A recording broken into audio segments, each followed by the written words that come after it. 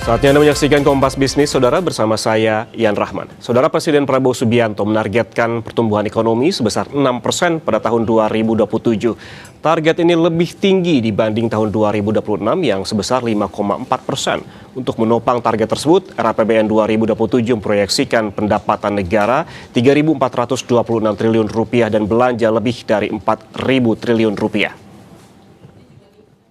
Pertumbuhan ekonomi tahun 2027 ditargetkan mencapai 6%, lebih tinggi dari target APBN 2026 sebesar 5,4%. Inflasi akan kita jaga pada kisaran 2,5%.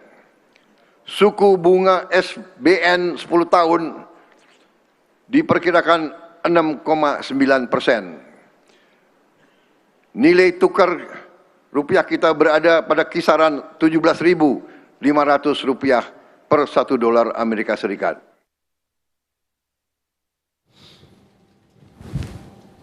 Setelah pidato Presiden di sidang tahunan serta penyampaian nota keuangan dan RAPBN 2027 di Komplek Parlemen MPR DPR RI pada 14 Agustus 2026, IHSG terpantau hijau. Ini terpantau IHSG ditutup di level 6.401, naik 1,59% atau 100 poin. 334 emiten terpantau naik, 268 saham turun, dan 191 lainnya tidak berubah.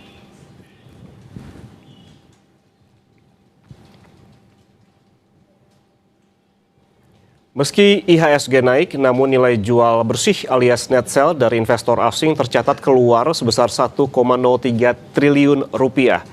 Aksi jual ini masih melanjutkan net sell asing pada hari sebelumnya sebesar 1,41 triliun rupiah, sehingga total sejak awal tahun dana asing yang keluar dari pasar saham Indonesia mencapai 71,84 triliun rupiah. Saham yang paling banyak dijual pada perdagangan Jumat pekan lalu adalah TPIA, Cuan, dan juga Indosat.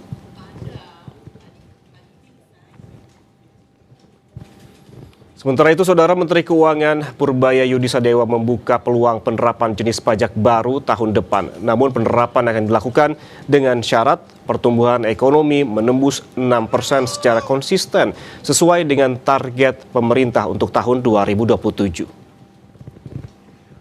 Jika pertumbuhan ekonomi bisa menyentuh 6% pada akhir tahun 2026 dan kembali mencapai 6% atau lebih pada kuartal pertama tahun 2027, maka ruang penerapan pajak baru akan terbuka.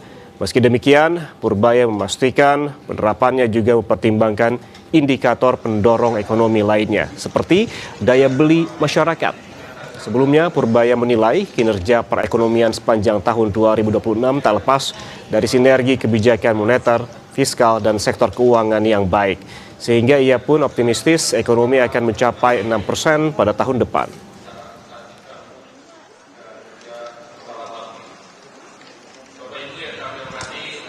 Kompas tadi ya, tahun depan bisa tumbuh 6%. Kalau tumbuh 6%, apakah langsung saya kenakan pajak? Ya, kalau baru 1 triliun belum mungkin. Tapi ruang itu jadi terbuka lebar. Nanti kita lihat gimana kondisi daya beli masyarakat sebetulnya. Let's say kalau akhir tahun ini bisa 6%, triwulan pertama bisa 6% lagi lebih, mungkin kita akan kenakan pajak-pajak yang baru. Kalau untuk cukai rokok, kita akan coba terapkan tahun ini setelah saya bicara dengan parlemen. Kita masih belum ketemu ya, masih belum dapat waktu ya. Setelah ini kan, setelah 17 Agustus ini baru kita ketemu DPR, parlemen untuk memastikan cukai rokok. Tujuannya supaya yang ilegal bisa masuk ke legal sehingga saya bisa nutup semua yang ilegal setelah itu.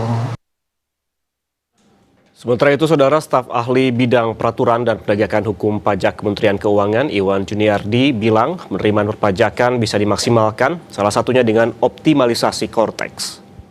Pertama, kita akan gunakan teknologi, ya, seperti Cortex, untuk membangun natural system. Natural system artinya gini, ada sistem-sistem yang terkait satu sama lain sehingga nanti muncul otomatis. Contohnya bukti potong lah, kalau yang kemarin. Itu kan selama ini kan orang nggak aware terhadap bukti potong. Asal dengan Cortex masuklah, walaupun tidak harus memasukkan SPT. tidak harus memberikan bukti potong, tetapi dari pemotongnya sendiri secara natural akan memberikan data itu. Itu natural system kan gitu ya. Kemudian kita juga menyasar kepada wajib pajak yang berisiko tinggi. Yang berdasarkan data kita, berdasarkan analisis kita, dia memang punya kecenderungan compliance-nya kurang dan high tax-nya, importnya tinggi. Magnitude-nya gede. Nah, kita juga akan gunakan data. Jadi kita akan menggunakan data pihak ketiga, kita akan data semaksimal mungkin supaya kita analisis. Saudara Menteri Keuangan Purbaya Yudi Sadewa membuka peluang penerapan jenis pajak baru pada tahun 2027. Asalkan pertumbuhan ekonomi menembus 6% secara konsisten. Seberapa besar peluang penerapan pajak baru akan dilakukan pada tahun depan? Kita bahas bersama Ahmad Nur Hidayat, ekonom sekaligus pakar kebijakan publik UPN Veteran Jakarta. Mas Hidayat, selamat pagi. Apa kabar? Selamat pagi, Ian. Kabar sehat? Alhamdulillah. Mas Hidayat, ini kan Pak Purbaya bilang akan membuka peluang untuk memungut pajak baru jika ada syaratnya nih. Jika pertumbuhan ekonomi mencapai 6% secara berturut-turut pada akhir tahun 2026 dan kuartal pertama tahun 2027. Apakah artinya yang sebetulnya jadi fokus utama di awal adalah bagaimana caranya untuk mencapai pertumbuhan 6% atau justru pajaknya? Jadi sebetulnya kalau ekonomi tumbuh 6% berturut-turut, ya jangan kita kemudian berpikir kira-kira pajak apalagi yang bisa dipungut dari masyarakat ya. Saya kira sebetulnya pertanyaan yang benar itu apakah rakyat sudah ikut tumbuh 6%? Apakah pendapatan mereka secara real sudah naik? Apakah kelas menengah sudah pulih? Begitu juga dengan dunia usaha. Jadi jangan sampai ada kesan ekonomi baru saja berlari, tapi kemudian beban masyarakat sudah dibayang-bayangi akan bertambah, begitu ya. Jadi saya kira jangan sekedar jadikan angka 6% ya atau berapapun itu sebagai seperti kayak ATM baru buat para masyarakat untuk membayar pajak. Harusnya kita cek dulu ya, apakah pertumbuhan tersebut sudah berkualitas. Contoh misalkan ya, saya ingin katakan pemerintah semester 1 mengatakan pertumbuhan tinggi 5,67%. Semester 2 ini relatif juga lebih baik 5,29% misalkan. Tapi kalau kita lihat ya, bagaimana indeks keyakinan konsumen IKK yang dirilis oleh Bank Indonesia misalkan, memang betul menunjukkan bahwa indeks terakhir di Juli setidaknya angkanya itu masih di atas 100 basis poin ya, artinya masih ada optimisme. Tapi kalau kita lihat trennya dari Januari, kemudian Februari sampai kemudian April, Juli, itu trennya menurun. Saya mencatat 10,41 poin dia turun. Artinya indeks kepercayaan konsumen terhadap ekonomi meskipun dalam narasi pemerintah adalah naik, tapi masyarakat melihat ekonomi cenderung menurun meskipun dalam konteks bukan krisis begitu ya. Begitu juga indeks ekspektasi konsumen ketika ditanya bagaimana kondisi ekonomi saat ini, itu tren menunjukkan bahwa masyarakat melihat kondisi ekonomi relatif bukannya membaik tapi relatif menurun meskipun lagi-lagi masih di atas 100 ya basis poin, itu menunjukkan tidak krisis begitu. Nah, jadi dari persepsi pemerintah dan persepsi masyarakat ini ada gap nih Yan. Pemerintah mengatakan ini sudah membaik, sudah layak untuk dikenakan pajak baru. Tapi realnya dalam persepsi masyarakat mereka melihat ekonomi masih menurun, belum tentunya searah dengan narasi pemerintah. Jadi saya kira jangan terlebih dahulu terburu-buru ya mengatakan bahwa ini 6%, apalagi tunggu 2 triliun naik begitu baru dikenakan pajak baru. Ini menimbulkan kegelisahan yang di dalam masyarakat kita.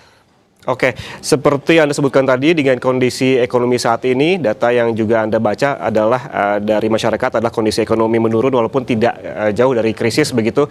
Dengan kata-kata ataupun narasi kondisi ekonomi saat ini yang menurun, apakah menurut Anda masih realistis target pemerintah soal pertumbuhan ekonomi 6% di akhir tahun 2026 dan juga di tahun 2027? Ya, saya kira pemerintah boleh saja ya optimis bahwa pertumbuhan 6% dan kita juga sebetulnya berharap kita mengalami pertumbuhan ekonomi yang tinggi. Tapi lagi-lagi pertumbuhan ekonomi ini sebaiknya di-generate bukan hanya satu stakeholder yaitu pemerintah, tapi pertumbuhan tinggi ini harusnya juga ada sektor swasta, ada sektor masyarakat. Kalau kita lihat kan angka di triwulan kedua kemarin yang paling tumbuh itu kan pemerintah 15,97% begitu pertumbuhannya. Sementara kondisi masyarakat, sektor swasta itu tidak setinggi itu. Nah, kita masih berharap pertumbuhan target 6% di akhir 2026 bahkan nanti 2027 itu sebetulnya diiringi dengan peningkatan pertumbuhan dari sektor swasta, sektor private dan juga sektor masyarakat ya, rumah tangga. Kenapa? Nah, tadi balik lagi kalau kita lihat angka penerimaan pajak di tahun 2027 ini kan ada peningkatan. Kalau saya lihat dari rancangan kemarin itu ada sekitar 12,1% peningkatannya dari outlook 2026. Nah, artinya apa? Kalau kita mentargetkan pajak naik, kan idealnya buat masyarakat bukan adanya tarif pajak baru, tapi karena basis pajaknya yang naik. Nah, sebetulnya ini sejalan kalau misalnya pemerintah menaikkan penerimaannya 12,1% itu asumsinya berarti sebetulnya tidak ada kenaikan pajak baru, hanya saja peningkatan pendapatan dari laba industri menaik, kemudian pendapatan masyarakat naik, sehingga karena pendapatan masyarakat dan dunia usaha labanya naik, kan pertumbuhannya jadi naik, pertumbuhan pajaknya. Nah, idealnya seperti itu, jadi tidak ada sebetulnya bayang-bayang harus dikenakan pajak baru. Kalau semua ekonomi sudah tumbuh, laba perusahaan numbuh, kan bukannya PPh badan akan naik juga tanpa kemudian menaikkan tarif pajak baru. Begitu kan logikanya seharusnya. Oke, berarti kontribusi yang lebih besar harusnya juga ada di sektor swasta dan juga masyarakat terhadap pertumbuhan ekonomi. Kemudian jika kita berbicara jeleknya begitu, Mas Hidayat, jika memang harus dilakukan adanya instrumen pajak baru seperti apa yang paling realistis tanpa menekan daya beli, ini terutama kelas menengah. Namun kita bahas usai jeda, Mas. Tetaplah bersama kami di Kompas Bisnis.